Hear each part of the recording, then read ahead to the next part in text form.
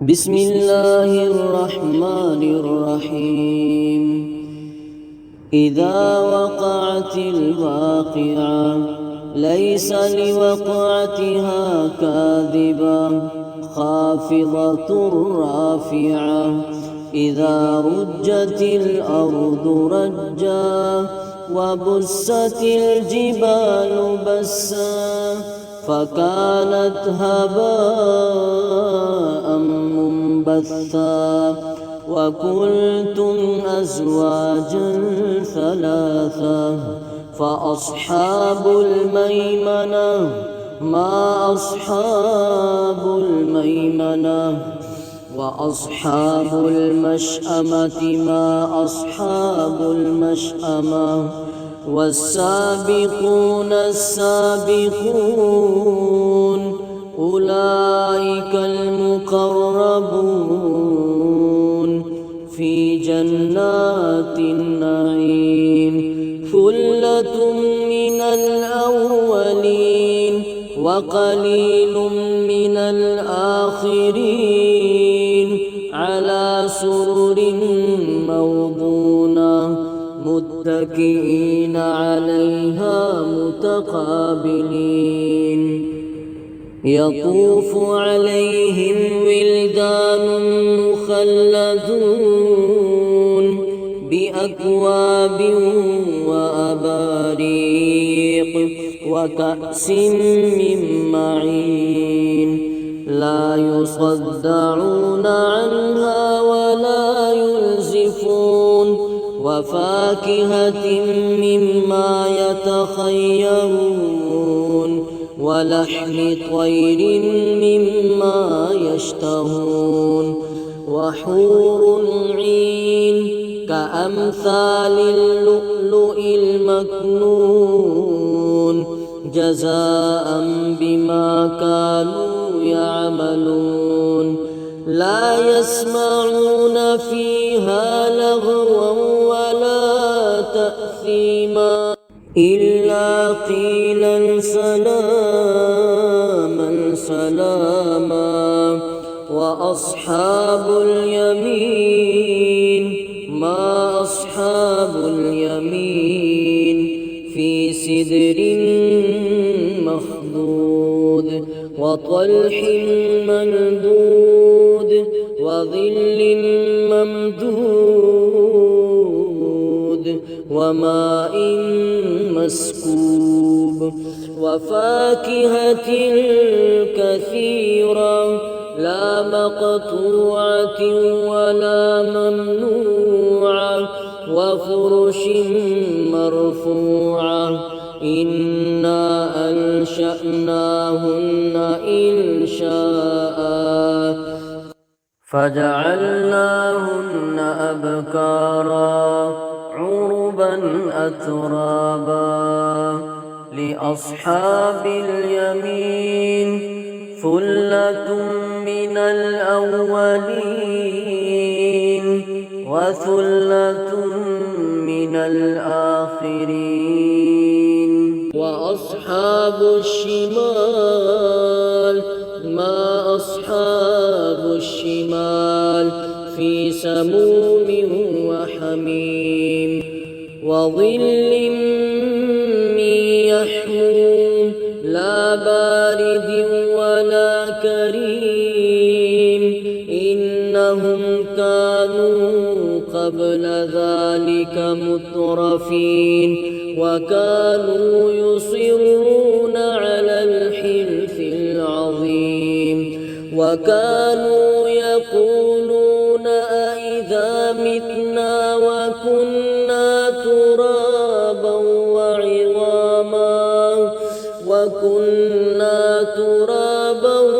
وعظاما أئنا لمبعوثون أو آباؤنا الأولون. قل إن الأولين والآخرين لمجموعون إلى ميقات يوم معلوم. ثم إنكم أيها الضالون المكذبون لآكلون من شجر من زقوم لآكلون من شجر من زقوم فمالئون منها البطون فشاربون عليه من الحميم فشاربون شرب الهيم هذا نزلهم يوم الدين نحن خلقناكم فلولا تصدقون أفرأيتم ما تمنون أأنتم تخلقونه أم نحن الخالقون نحن قدرنا بينكم الموت وما نحن بمسبوقين على أن نبدل أمثالكم وننشئكم فيما لا تعلمون ولقد علمتم النشأة الأولى فلولا تذكرون أفرأيتم ما تحرثون أأنتم تزرعونه أم نحن الزارعون لو نشاء لجعلناه حطاما فولتم تفكهون إنا لمغرمون بل نحن محرومون أفرأيتم الماء الذي تشربون أأنتم أنزلتموه من المزن أم نحن المنزلون